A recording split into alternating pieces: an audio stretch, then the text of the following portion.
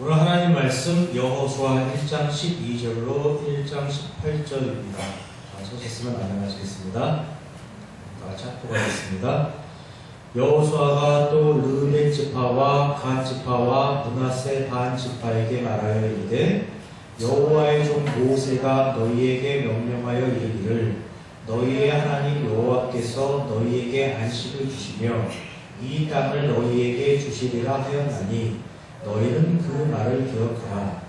너희의 처자와 가축은 모세가 너희에게 준 요단 이쪽 땅에 머물려니와 너희 모든 농사들은 무장하고 너희의 형제보다 앞서 건너가서 그들을 돕되 여호와께서 너희를 안식하게 하신 것 같이 너희의 형제도 안식하며 그들도 너희의 하나님 여호와께서 주시는 그 땅을 차지하기까지 하라. 그리고 너희는 너희 소유지 곧 여호와의 종 모세가 너희에게 준 요단 이쪽 해 돋는 곳으로 돌아와서 그것을 지니라. 그들이 여호수아에게 대답하여 이르되 당신이 우리에게 명령하신 것은 우리가 다 행할 것이요 당신이 우리를 보내시는 곳에는 우리가 가리이다. 우리는 범사에 모세에게 순종한 것 같이 당신에게 순종하려니와 오직 당신의 하나님 여호와께서 모세와 함께 계시던 것 같이 당신과 함께 계시기를 원하나이다. 누구든지 당신의 명령을 거역하며 당신의 말씀을 순종하지 아니하는 자는 죽임을 당하리니 오직 강하고 담대하소서.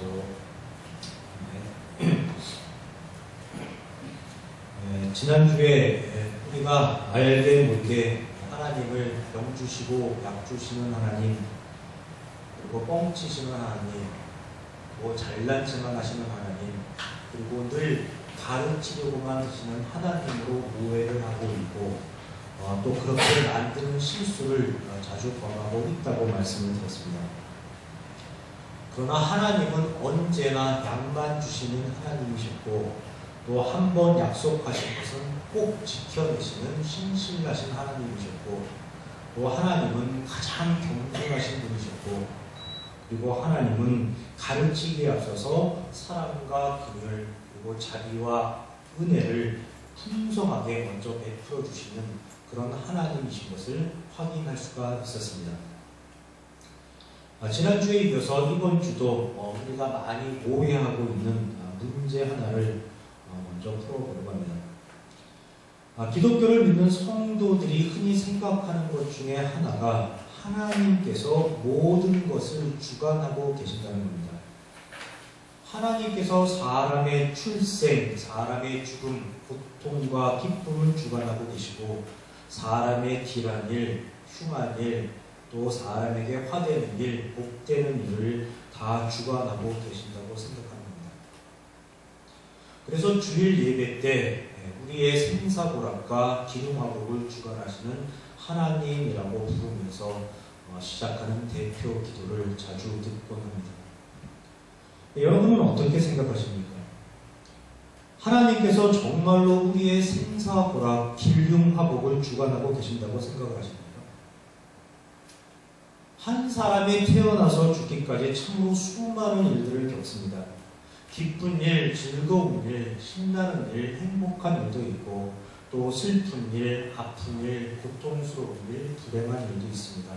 사람이 참으로 수많은 일을 겪으면서 주어진 인생을 살아갑니다. 그 수많은 일에 하나님께서 일일이 개입하시고 하나님께서 일일이 간섭하신다고 생각을 하십니까? 여러분의 생각은 어떻습니까? 사실 이 질문은 기독교 신앙생활에 있어서 아주 중요한 질문이라고 할 수 있습니다. 그리고 이 질문에 대해서 어떤 대답을 가지고 있느냐에 따라서 신앙생활의 방향이 완전히 달라지기도 합니다. 그런데 많은 사람들과 이야기를 해보고 또 그들의 신앙생활을 자세히 관찰을 해보면 앞뒤가 맞지 않는 경우를 너무나 많이 발견하게 된다는 겁니다. 즉 기독교를 믿는 성도들의 생각과 그들의 행동이 서로 일치해야 하는데 그들의 생각과 행동이 서로 모순되는 경우가 아주 심심치 않게 발견된다는 겁니다. 사실 대부분의 교회에서는 하나님을 생사고락과 기름화복을 주관하시는 하나님으로 가르치고 있습니다. 그리고 이런 하나님께 대해서 늘 순종하고 회개하고 기도를 해야 한다고 가르치면서 또 요구를 하고 있습니다. 또 대부분의 성도들도 생사고락과 기름화복을 주관하시는 하나님으로 믿고 있고 또 교회에서 요구하는 대로 순종과 회개와 기도를 행하며 신앙생활을 하고 있습니다. 나에게 생긴 기쁜 일도 하나님 뜻이요 나에게 생긴 슬픈 일도 하나님 뜻이랍니다. 나에게 생긴 기쁘고 즐겁고 신나는 일도 하나님 뜻이요 나에게 생긴 아픈 일, 고통스러운 일도 하나님 뜻이랍니다. 나에게 생긴 행복한 일도 하나님 뜻이요 나에게 생긴 불행한 일도 하나님 뜻이랍니다. 이렇게 되면 어떻게 됩니까? 이렇게 이야기하면 사람에게 일어난 모든 상황의 책임이 누구에게 들어갑니까? 바로 하나님께 들어갑니다. 모든 상황의 원인을 제공한 분이 누가 됩니까? 바로 하나님이 되는 겁니다. 누군가가 중병에 들어서 아픈 가운데 있습니다. 그건 누구 탓입니까? 하나님 탓입니다.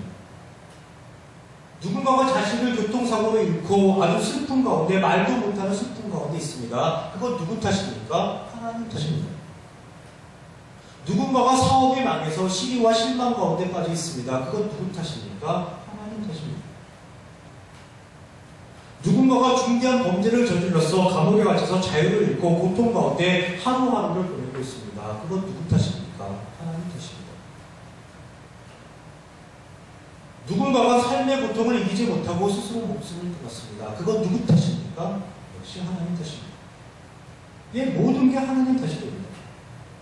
그럼 회개는 왜 하라고 하죠? 모든 게 하나님 탓인데 회개는 왜 하라고 하죠? 나의 잘못, 나의 실수도 다 하나님 탓 아닌가요? 그런데도 교회에서는 회개를 강조합니다. 회개를 요구합니다. 도대체 회개는 왜 하라고 하는 것이고 도대체 무엇에 대해 회개를 하라고 하는 것인지 알 수가 없습니다. 하나님께서 우리의 생사고락, 우리의 기름화복을 주관하시고 우리의 생각과 우리의 행동을 주관하신다면 사람이 회개할 일이 전혀 없습니다. 그리고 교회에서 회개를 강조할 이유가 전혀 없습니다. 그래야 기독교가 많이 됩니다. 또 기도도 마찬가지입니다. 오늘날 교회에서 가장 많이 강조할 게 무엇입니까? 바로 기도입니다. 그런데 왜 기도를 하라고 하죠? 좋은 일이든 나쁜 일이든 우리에게 임한 모든 일이 다 하나님의 모든 상황이 다 하나님의 계획과 하나님의 뜻으로 인한 것이라고 말을 합니다. 그렇다면 기도라는 것도 필요 없는 게 아닌가요? 나에게 좋은 일만 생기게 해달라고 기도하는 건가요? 나에게는 나쁜 일이 생기지 않게 해달라고 비는 게 기도인가요? 그러면 기도가 어떻게 됩니까? 하나님의 뜻과는 아무 상관없이 오로지 나의 유익과 이익을 위한 간구가 기도가 됩니다. 기도가 과연 그런 것입니다. 또 순종은 왜 하라고 하죠? 나에게 발생하는 모든 상황이 하나님의 주관하에, 하나님의 계획하에, 하나님의 섭리하에 이루어지는 일입니다. 나의 뜻, 나의 의지, 나의 선택 전혀 고려의 대상이 되지 않습니다. 따라서 순종할 일도 없고 거부할 일도 없게 되는 겁니다. 그런데 교회는 하나님의 말씀에 순종할 것을 요구합니다. 사람의 생사고락과 기름화복을 다 하나님께서 좌지우지하시는데 무엇에 순종하라고 하는 것인지 저는 알 수가 없습니다. 회개하면 결과가 달라집니다. 기도하면 결과가 달라지나요? 순종을 하면 결과가 달라지나요? 혹시 달라질 수도 있고 달라지지 않을 수도 있습니다. 그런데 사람의 회개 여부와 사람의 기도 여부 그리고 사람의 순종 여부에 따라 결과가 다르게 나타난다면 모든 게 하나님의 뜻, 모든 게 하나님의 주관, 모든 게 하나님의 계획, 모든 게 하나님의 섭리라는 이 말 자체가, 이 개념 자체가 성립될 수 없는 것 아닌가요? 예를 들어서 어떤 사람이 회개를 했습니다. 기도를 했습니다. 그리고 순종도 했습니다. 그랬더니 과연 결과가 달라졌습니다. 그럼 이것을 하나님의 은혜라고 말을 할 수가 있습니다. 이런 것을 하나님의 은혜라고 말을 하지 않습니다. 하나님의 은혜는 거저 공짜로 무료로 주어지는 것이지 어떤 자격과 조건을 요구하는 게 아니기 때문입니다. 따라서 하나님을 생사고락과 기름화복을 주관하시는 하나님이라고 부르면서 회개와 기도와 순종을 강조하고 그것을 요구한다면 우리는 은혜의 하나님이 아니라 사람의 행위에 대해서 반응하시는 하나님으로 만들어내는 오류를 범하게 됩니다.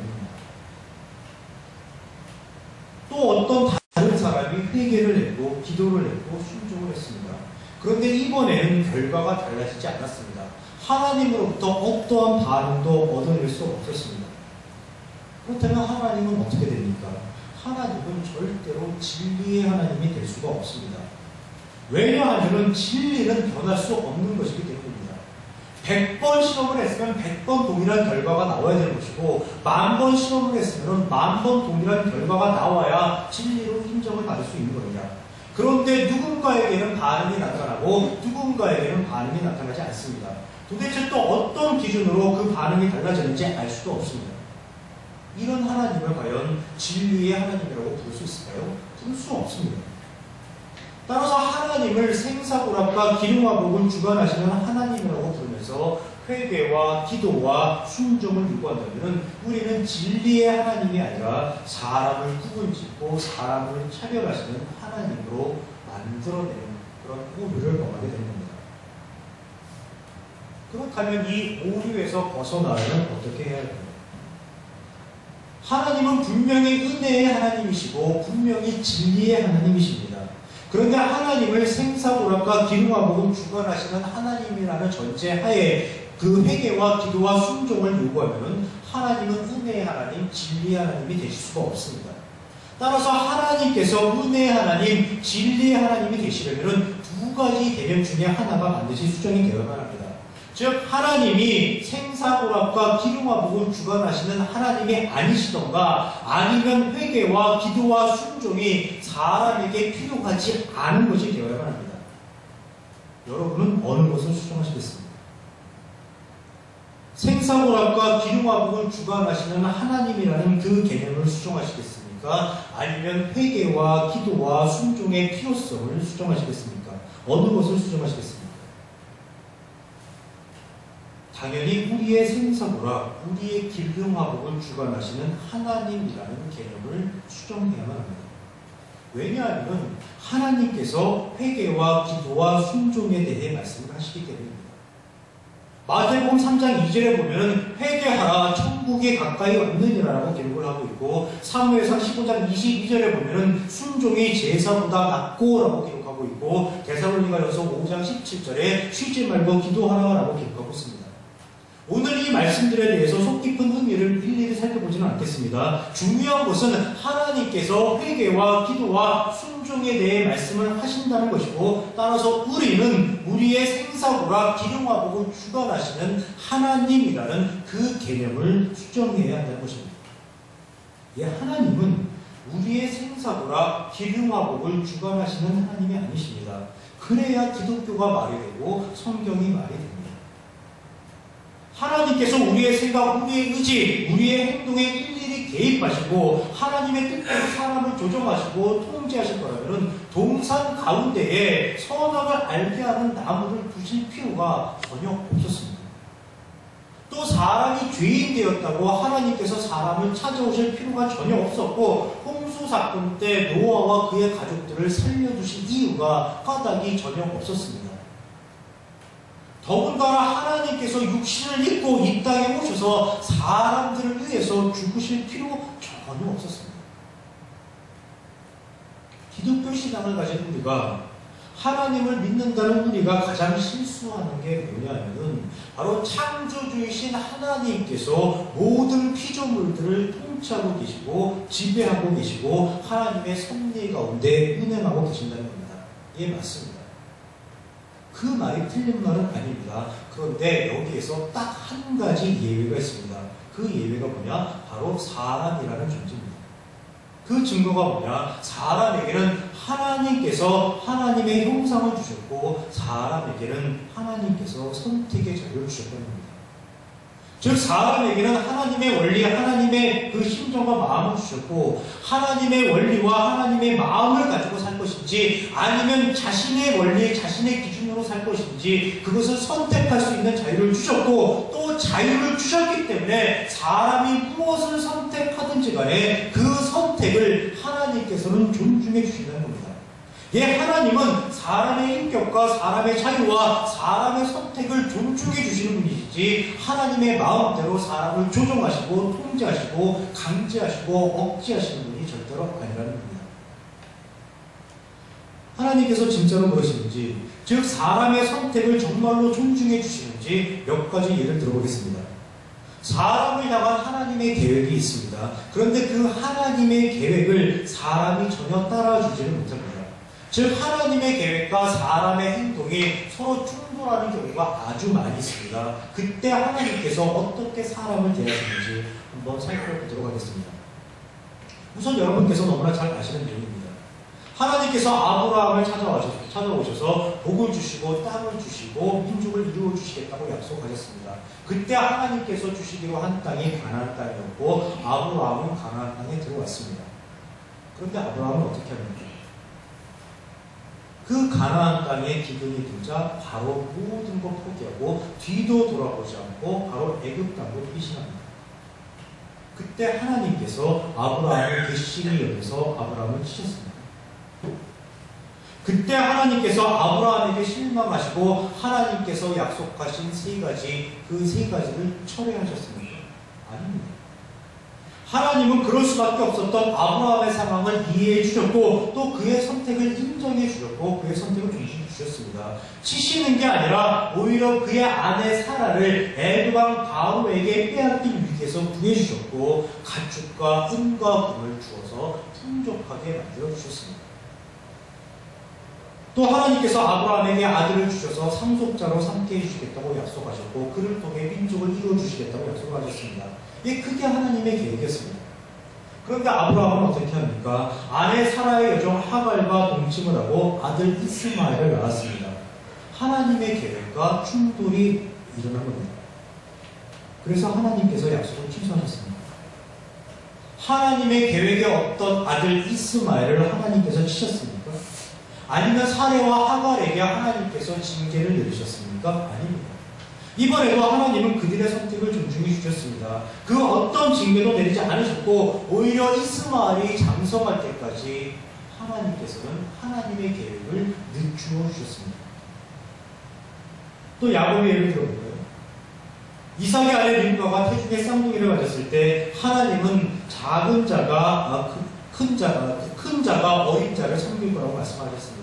즉 동생 야곱이 장자의 역할을 할 것이라고 말씀하셨습니다. 그게 하나님의 계획이었습니다.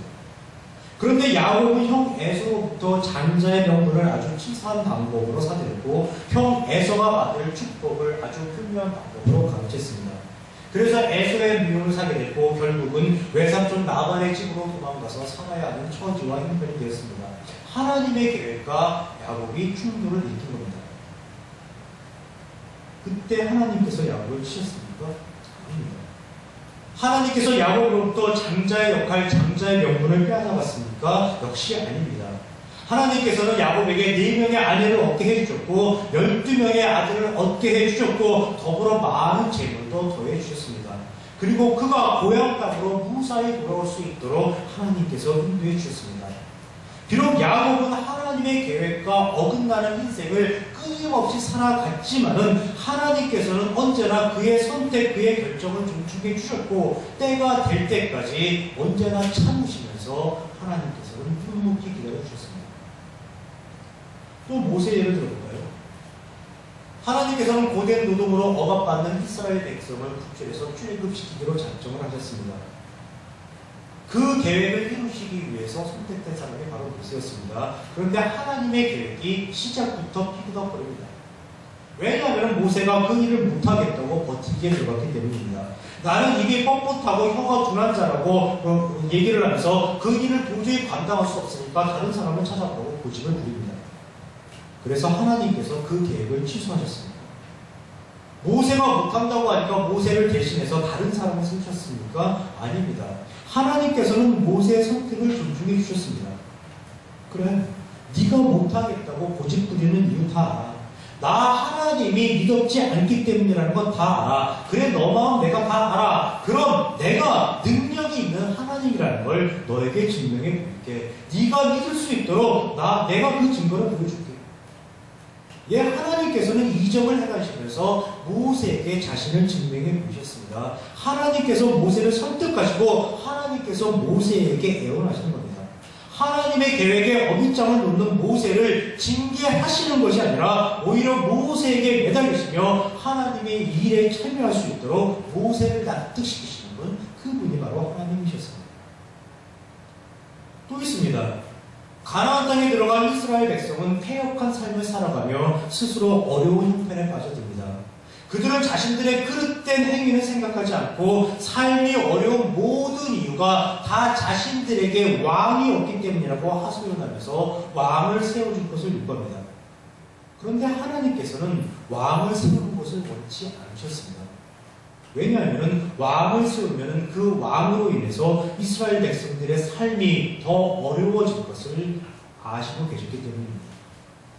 사무엘상 8장 10절에서 17절에 보면은 그가 너희의 아들들을, 그가 왕들이죠. 그가 너희의 아들들을 자기 밭을 갈게 하고 자기 추수를 하게 할 것이며 그가 너희의 딸들을 데려다가 향료 만드는 자와 요리하는 자와 떡 굽는 자로 삼을 것이며 그가 너희의 밭과 포도원과 감람함에서 제일 좋은 것을 가져다가 자기의 신하들에게 줄 것이며 그가 너희의 곡식과 포도원 소산의 11조를 거두어 자기의 관리와 신하에게 줄 것이며 그가 너희의 노비와 가장 아름다운 소년과 나귀들을 끌어다가 자기 일을 씹질 것이며 너희의 양떼의 10분의 1을 거두어 가리니 너희가 그 종이 될 것이며 예, 하나님께서는 이스라엘 백성들이 자신들이 세운 왕으로 인해서 더 불행해질 것을 아시고 계셨고 그래서 왕을 세우는 것을 원치 않으셨습니다. 왕을 세우지 않는 것, 그게 하나님의 계획이었습니다. 그런데 하나님은 결국 왕을 세우도록 해주셨습니다. 그렇게 해서 세우지 많이 누구니까 바로 사울왕입니다. 비록 하나님의 계획과 사람의 요구가 충돌이 일어났지만은 그리고 그 결과가 사람에게 무익할 것이라는 것을 하나님은 아시고 계셨지만 하나님께서는 사람의 요구를 들어주시는 겁니다. 왜 그렇습니까? 하나님께서는 사람의 인격, 사람의 자유, 사람의 선택을 존중해 주시는 분이시기 때문입니다. 예, 하나님은 절대로 강제하시지 않습니다. 하나님은 절대로 억지를 부리시지 않습니다. 하나님은 하나님의 목표를 이루시기 위해서 사람의 일에 일일이 개입하시고 일일이 간섭하시는 분이 아니십니다. 사람의 일을 하나님 마음대로 좌지우지하시는 분이 아니십니다. 하나님은 사람이 원하는 것은 다 해볼 수 있도록 배려해 주시는 하나님이십니다. 설령 그 결과가 좋지 않을 것이라는 것을 아시면서도 해볼 수 있도록 놓아두십니다. 사람의 인격, 사람의 자유, 사람의 선택을 완벽하게 보장해 주시기를 하나님은 원하시기 때문입니다. 그리고 그 결과가 사람에게 유익할 때 그냥 놓아두면 그 사람에게 더 큰 해가 생길 거라고 판단되었을 때, 그런 우려가 있을 때 바로 그때 가서야 하나님께서 사람의 일에 개입하시고 그것을 선으로 바꾸어 나가시는 역사를 행하신 겁니다. 제가 오늘 하나님께서 일하시는 원리에 대한 설명으로 말씀을 시작한 이유가 있습니다. 그 이유는 오늘 본문을 온전히 이해하기 위해서입니다.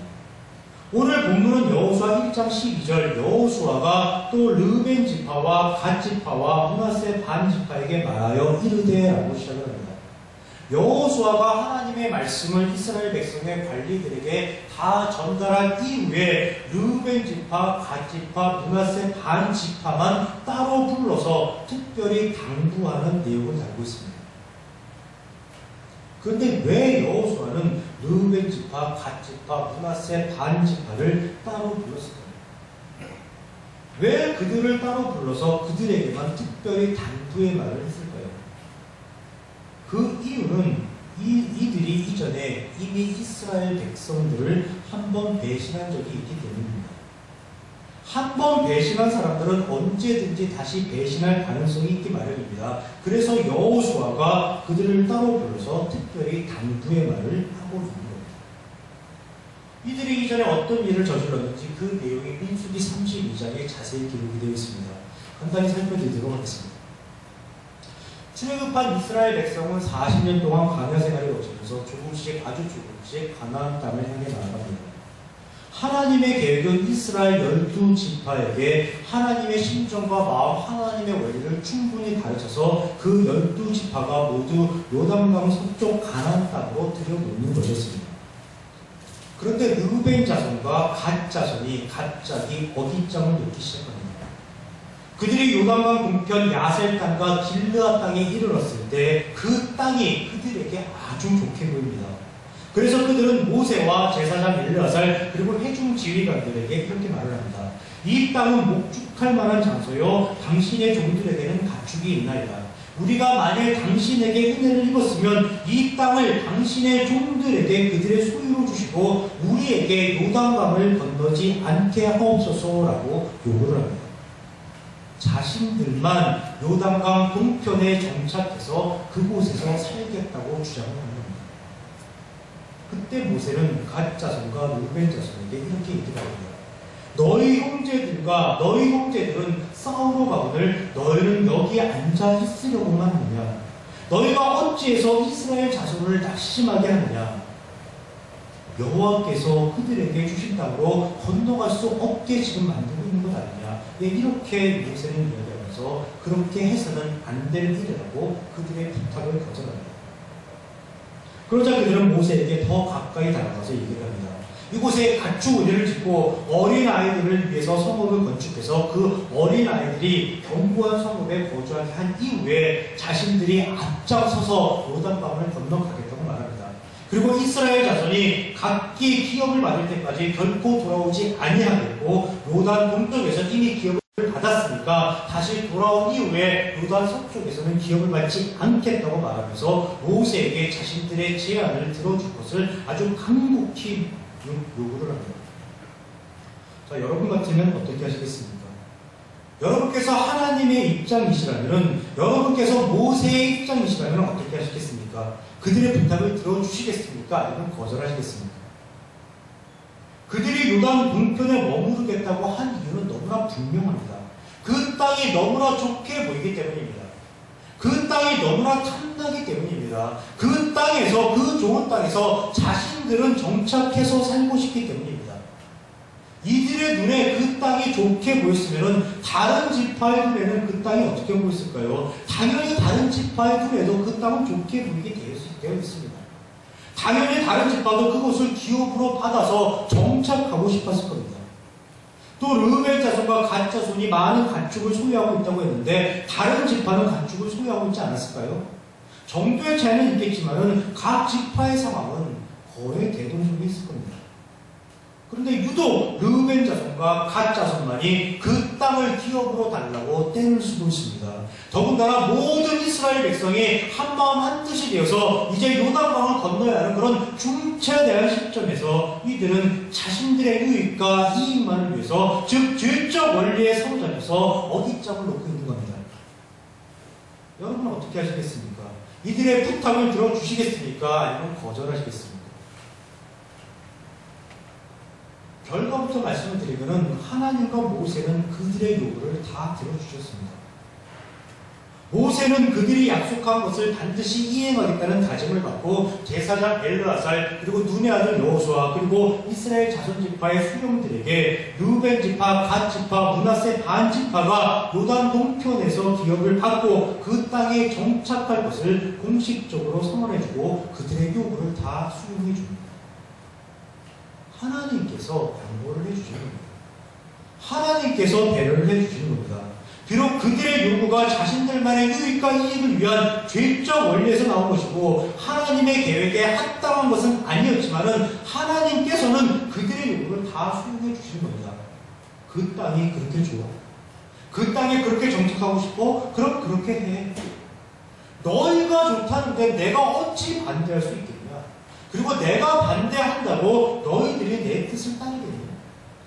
하나님께서는 비록 하나님의 마음에 합당하지 않더라도 그들의 선택을 인정해 주시고 그들의 선택을 존중해 주시는 겁니다. 왜냐하면 하나님께 중요한 것은 가나안 땅 입성이 아니기 때문입니다.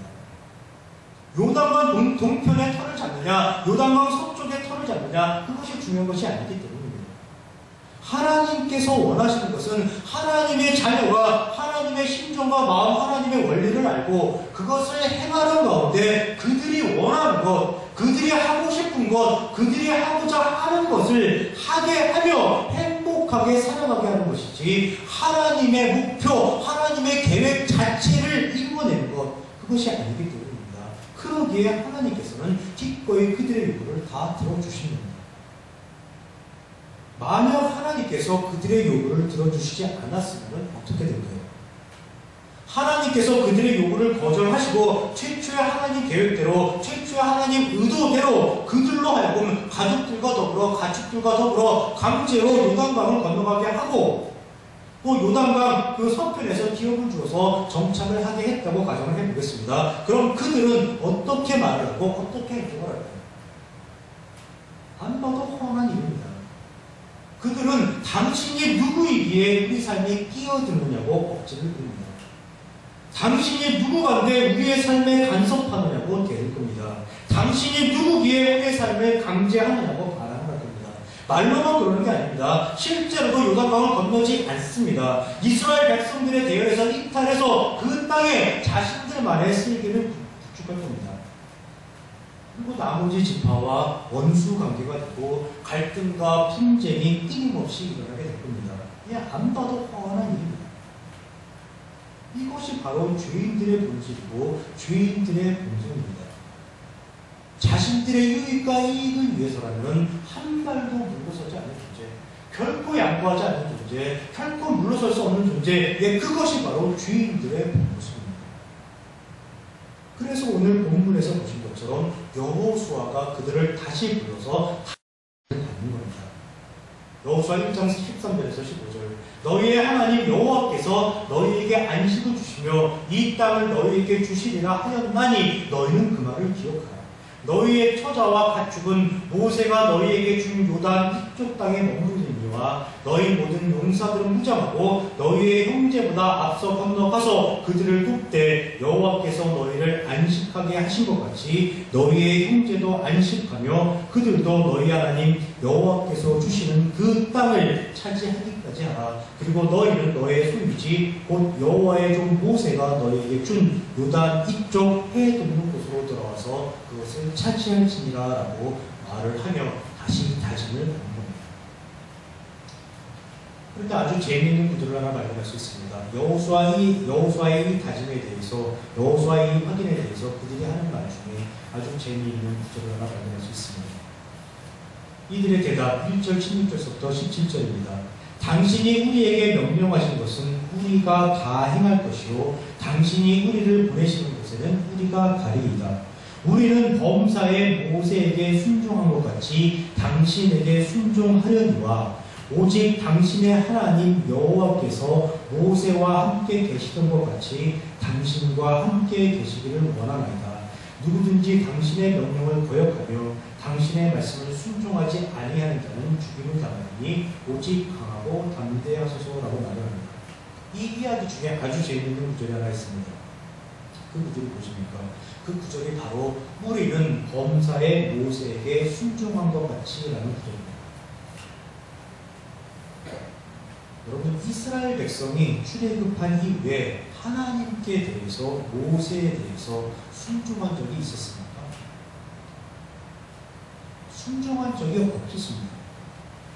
그들은 언제나 불평과 불만을 늘어놓았을 뿐입니다.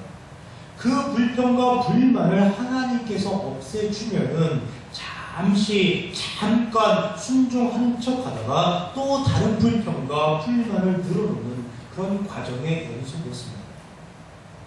더군다나 르우벤 지파, 갓 지파는 우리가 범사에 순종한 것 같이라는 이 말을 쓸 수가 없습니다. 왜냐하면 그들은 요단강을 건너서 가나안 땅에 들어가는 것 자체를 거부한 적이 있었기 때문입니다. 사소한 것이 아니라 아예 하나님 계획 자체를 틀어버리는 중대한 불순종을 했던 그들이기 때문입니다. 그런데 그들은 자신들이 범사에 순종을 했다고 생각을 하고 있고 자신들이 범사에 순종을 했음이라고 얘기를 하고 있는 겁니다. 어떻게 이들이 이처럼 자신있게 우리가 범사에 순종한 것 같이 라는 말을 할 수가 있을까요? 그 이유는 하나님께서 그들의 요구를 다 들어주셨기 때문입니다. 하나님께서 그들의 요구를 다 들어주시니까 그들이 순종한 결과가 되는 겁니다. 만약 하나님께서 그들의 요구를 거부하셨다면 그들이 하나님에 대해서 온전히 순종을 했을까요?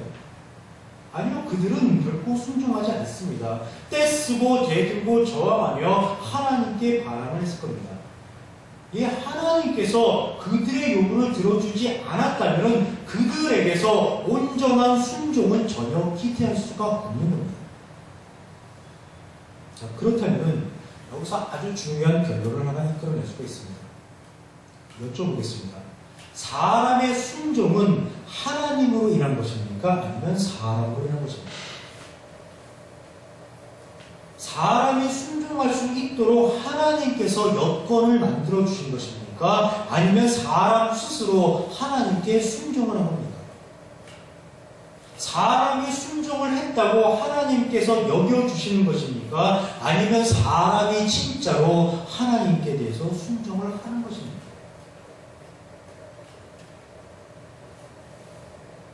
사람의 순종은 하나님으로 인한 것입니다.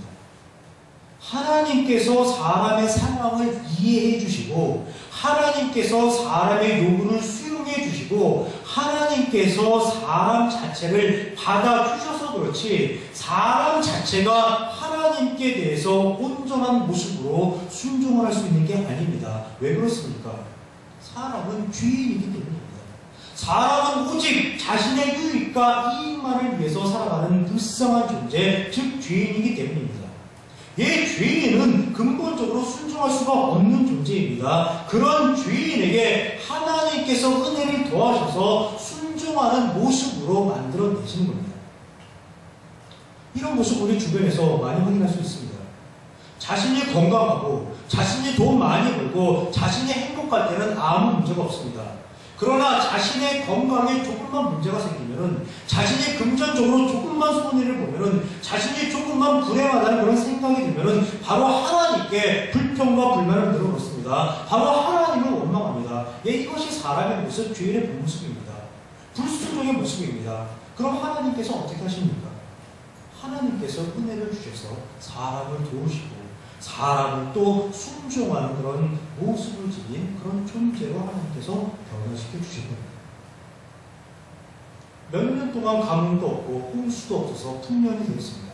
그래서 돈도 많이 벌었고 몇 년 동안 참으로 행복하게 살았습니다. 그러다가 어느 한 해 심한 태풍으로 그의 농사를 완전히 망치고 말았습니다. 이때 사람들이 하는 말이 어떤 겁니까? 하나님 왜 이러십니까?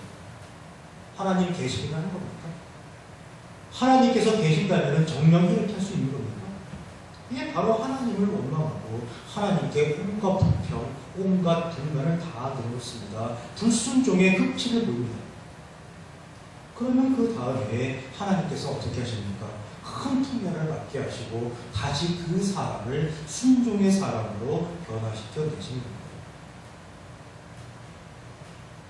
그런 말 참 많이 듣습니다. 자신은 하나님께 늘 순종하며 살아간다는 말 참 많이 듣습니다. 자신은 늘 하나님께 영광 돌리며 산다는 말 참 많이 듣습니다. 자신은 하나님의 자녀로서 하나님의 성도로서 늘 거룩하게 늘 신실하게 늘 의롭게 살아간다는 말 참 많이 듣습니다. 과연 그런 것일까요? 사람이란 존재가 과연 그렇게 살아갈 수 있는 존재일까요? 사람이 그렇게 살았으면 왜 하나님께서 이 땅에 오셔서 죽으시고 부활을 하셨겠습니까? 또 사람이 그렇게 살아갈 수 있다면 왜 예수님께서 이 땅에 다시 오시겠다고 말씀을 하셨겠습니까? 사람은 그렇게 살아갈 수가 없습니다. 단지 하나님께서 내가 순종했다, 네가 내게 영광을 돌렸다, 네가 거룩하다, 네가 신실하다, 네가 의롭다고 여겨주시는 것이고 또 그렇게 살아갈 수 있도록 때때로 우리의 삶 속에 개입하셔서 우리의 삶을 선하게 변화시켜 주시는 겁니다. 그런 하나님께서 되시기에 우리가 죄와 싸워서 승리하면서 하루하루를 하나님의 은혜 가운데 살아갈 수 있게 됩니다. 말씀을 정리하겠습니다. 우리는 하나님께서 우리의 생사고라 우리의 길흉화복을 주관하신다고 흔히 생각을 합니다.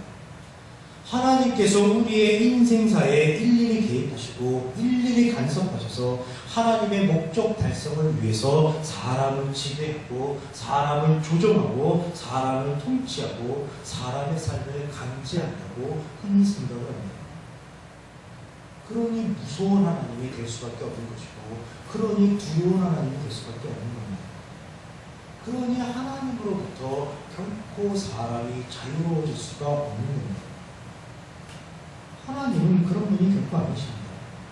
하나님은 사람을 인격체로 대해주시는 분이시고 사람의 그 자유를 완벽하게 보장해 주시는 분이시고 사람의 선택을 보장해 주시는 분이십니다. 사람의 선택을 존중해 주시는 분이십니다. 하나님은 순종할 수 없는 사람을 순종하는 사람으로 변화시켜 주시는 분이시고 기도할 수 없는 존재를 기도할 수 있는 존재로 변화시켜 주시는 분이시고 회개할 수 없는 사람을 회개할 수 있는 사람으로 변화시키셔서 그 사람이 행복하게 살아갈 수 있도록 인도해 주시는 분이십니다. 예, 그것이 하나님의 일하심의 목적입니다. 설령 우리의 회개가 설령 우리의 기도가 설령 우리의 순종이 하나님의 마음에 합당하지 않더라도 그것으로 충분하다고 여겨주시는 분이시고 그것을 기쁘게 받아들여서 우리의 삶을 더욱더 풍성하게 더욱더 윤택하게 기름지게 만들어주시는 분, 그 분이 바로 하나님이십니다. 문제는 우리가 하나님의 이러한 심정과 마음을 보고 죄의 원리에 사로잡혀서 죄의 방식으로 생각하고 죄의 방식으로 세상을 바라보고 죄의 방식으로 세상을 살아간다는 겁니다. 죄의 원리로 세상을 살아가니까 우리의 삶이 더욱더 궁핍해지는 것이고 우리의 삶이 더욱더 공공해지는 것이고 우리의 삶이 더욱더 불행해지는 겁니다. 바로 그때 하나님께서 우리의 삶에 개입하셔서 우리의 삶이 더욱더 풍성해지고 우리의 삶이 더욱더 윤택해질 수 있도록 우리에게 도움을 베푸시는 것입니다. 하나님께서 우리를 도우실 때 하나님께서 사용하시는 수단이 무엇입니까? 그 수단이 바로 회개이고 기도이고 순종입니다. 우리가 회개했다, 우리가 기도했다, 우리가 순종했다 이런 의미가 아닙니다. 하나님께서 우리가 온전히 회개했다고 여겨주시는 것이고 하나님께서 우리가 온전히 기도했다고 여겨주시는 것이고 하나님께서 우리가 온전히 순종했다고 여겨주시는 겁니다. 그리고 우리의 회개, 우리의 기도, 우리의 순종에 대해서 늘 선하게 응답을 해주시고 늘 선하게 역사하시면서 우리의 삶을 도우시는 그런 은혜를 한량없이 베풀어 주시는 겁니다. 하나님께서 어떤 분이신지, 하나님께서 어떻게 일을 하시는지, 하나님께서 어떻게 우리를 도우시는지, 그리고 하나님께서 우리에게 원하시는 것이 무엇인지 성경을 많이 읽고 깨달아서 하나님의 은혜와 축복 가운데 기쁘고 즐겁고 자유롭고 신나는 그런 하루하루 살아가시기를 주님의 이름으로 축원합니다. 기도하시겠습니다.